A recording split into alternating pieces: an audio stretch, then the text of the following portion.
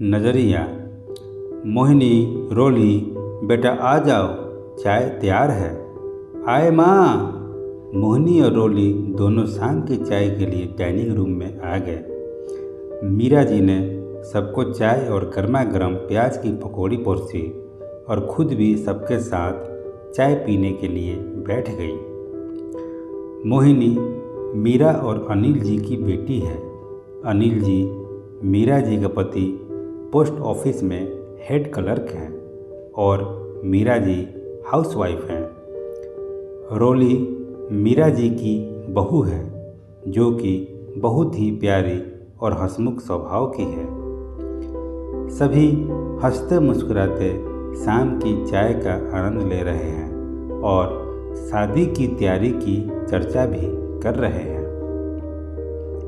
दीदी, आप क्यों इतना शांत हैं? क्या हुआ? सब ठीक है ना? हाँ छोटी, सब ठीक है।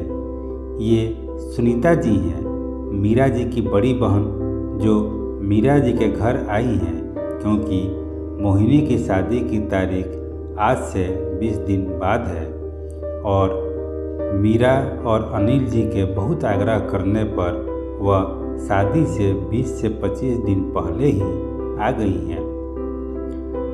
अनिल जी दीदी से कहने लगे, दीदी, पूजा का सारा सामान और प्रसाद आप अपनी निगरानी में करवाइएगा क्योंकि आपको तो पता है आदित्य की शादी में क्या हुआ था। आदित्य मीरा और अनिल जी का बेटा है। फिर मीरा जी ने कहा, हाँ दीदी, मुझे तो कुछ पता नहीं था, पर घर में पहली शादी और आप भी आदित्य की शादी में अपनी बड़ी बहू की डिलीवरी की वजह से नहीं आ पाई थी और रिश्तेदारों को तो आप जानती हैं, 100 काम अच्छे हो तो तारीफ़ नहीं करेंगे, लेकिन एक काम ज़रा से खराब हो जाए तो राई का पहाड़ बना देते हैं दीदी। अरे छोटी, तू उसकी चिंता मत कर, मैं आ गई हूँ, सब संभाल लूँगी, सुनीता जी ने तसल्ली देते हुए कहा। मीरा जी अपने बेटी और बहू से कहती हैं, बेटा, कल पापा ने ऑफिस से छुट्टी ली है, आप लोग कल उनके साथ जाकर ज्वेलरी की शॉपिंग कर लेना। रोली बोली, ठीक है माँ, मैं आदित्य से अभी फ़ोन करके बात कर लेती हूँ कि हो सके तो कल वो भी ऑफ ले ले। सब साथ में चलेंगे तो बाकी की शॉपिंग भी हो जाएगी। ठीक है बेटा, तुम आदित्य से बात कर लो, मैं ज़रा रात के खाने का देख लेती हूँ। मैं भी आपके साथ आती हूँ माँ, आज डिनर मौसी की पसंद का बनाऊँगी और बातें भी कर लेंगे कल की शॉपिंग की, मोहिनी ने कहा। मीरा जी और मोहिनी दोनों किचन में चली गई। रोली भी चाय का बर्तन समेट अपने रूम में चली गई आदित्य से बात करने। अनिल जी और सुनीता जी बातों में व्यस्त हो गए। दूसरे दिन अनिल जी और आदित्य ने छुट्टी ले रखी थी। सब आराम से चाय नाश्ता कर रहे थे, लेकिन रोली के हाथों में तो जैसे मशीन लगी हो। जल्दी जल्दी सारा काम ख़त्म कर लो, नहीं तो अभी आदित्य और पापा जी का शोर शुरू हो जाएगा। जल्दी चलो, नहीं तो तैयार होने का भी मौका नहीं मिलेगा। रोली, बेटा, ये क्या कर रही हो? ये सब मैं कर लूँगी, तुम जाकर तैयार हो जाओ। मीरा जी बोली, माँ, आप भी चलिए ना, आप साथ रहेंगी तो अच्छा रहेगा। रोली बोली, बेटा, घर में पेंटिंग वाले लगे हैं, ऐसे में पूरा घर उनके ऊपर छोड़कर नहीं जा सकते हैं ना।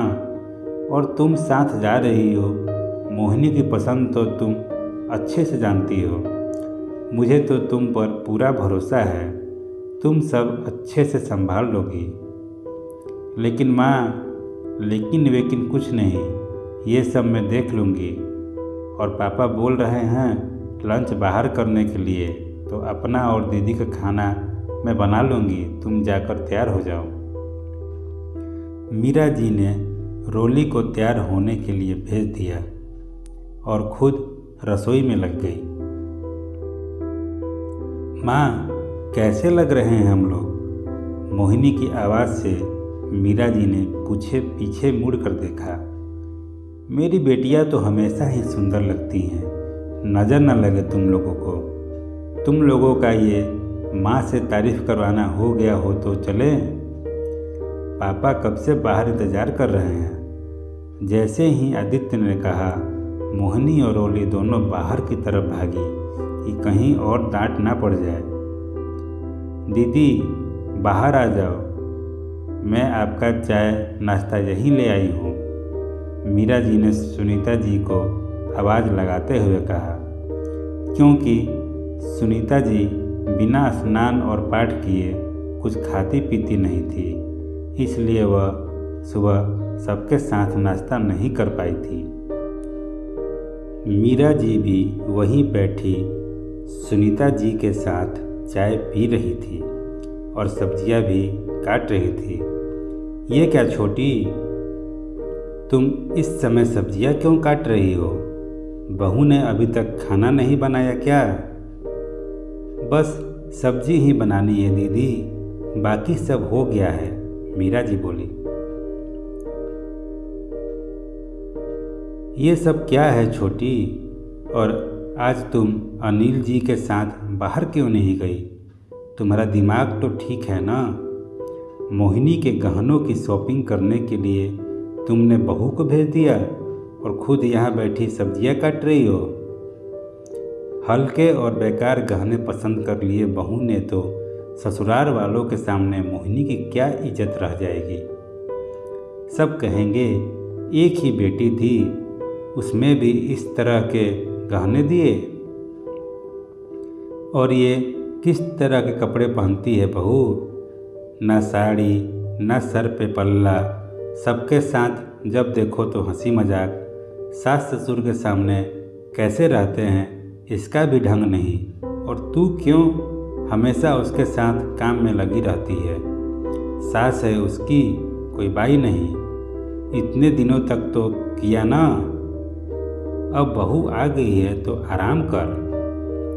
मीरा जी सुनीता जी की बात सुनकर मुस्कुराए जा रही थी और अपने काम में मग्न थी।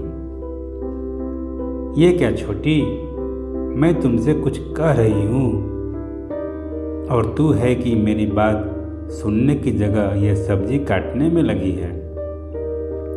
छोड़ ये सब, मेरा तो गुस्से में सर फटा जा रहा है। दीदी क्यों बेकार में गुस्सा कर रही हैं? रोली तो मुझसे चलने के लिए कह रही थी, लेकिन मैंने ही उसे भेजा है। मोहिनी और रोली दोनों की आपस में बहुत बनती है। रोली साथ रहेगी तो मोहिनी को अपनी चीज़ें लेने में आसानी हो जाएगी, और रोली की पसंद बहुत अच्छी है।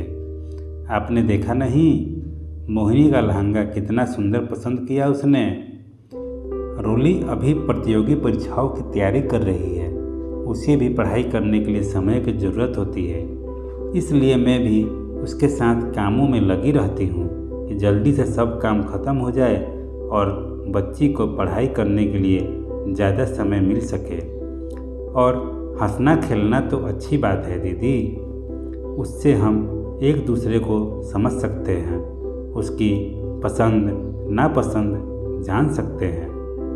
रही बात कपड़ों और संस्कारों की, तो ये किस किताब में लिखा है कि साड़ी पहनने और घूंघट करने से बहू संस्कारी होती है?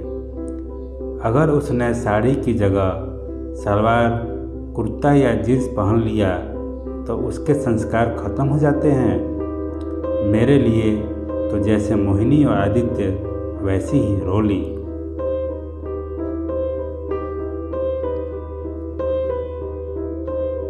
जिसे पूरे समाज और भगवान के सामने अपनी बच्ची मानकर घर लाए, उसके साथ ऐसा व्यवहार क्यों? बस इसलिए कि मोहिनी और आदित्य के जन्म पर मुझे दर्द से गुजरना पड़ा और रोली के लिए मुझे दर्द नहीं हुआ। ये तो गलत है दीदी। किसी और से क्यों, हम प्रकृति से ही क्यों नहीं सीख लेते। आपने तो समुद्र देखा है ना दीदी, लेकिन कभी ये देखा कि जब हम उसमें कुछ भी सामान अच्छा या खराब जो भी डालते हैं वो थोड़ी देर बाद हमें वापस कर देता है, अपने पास कुछ नहीं रखता। हमारे बच्चे भी तो वैसे ही होते हैं दीदी, हम उनके साथ जैसा करेंगे वैसा ही वो भी करेंगे। ये मेरा अपना नज़रिया है दीदी। शायद तू सही कह रही है छोटी, मैं भी दुनिया की उस अंधेपन में शामिल हो गई थी जिसकी आंखें रहते हुए भी कुछ दिखाई नहीं देता। अब मैं भी अपना नज़रिया और व्यवहार बदलने की कोशिश करूंगी ताकि मेरी बहू के अंदर मेरे लिए डर और गुस्सा नहीं बल्कि प्यार हो। धन्यवाद छोटी, मुझे दुनिया को एक नए नज़रिए से दिखाने के लिए। और फिर सुनीता जी ने मीरा को गले लगा लिया। दोस्तों, आपको यह कहानी कैसी लगी हमें कमेंट करके ज़रूर बताएं और हमारे वीडियो को लाइक एवं चैनल को सब्सक्राइब ज़रूर करें। धन्यवाद।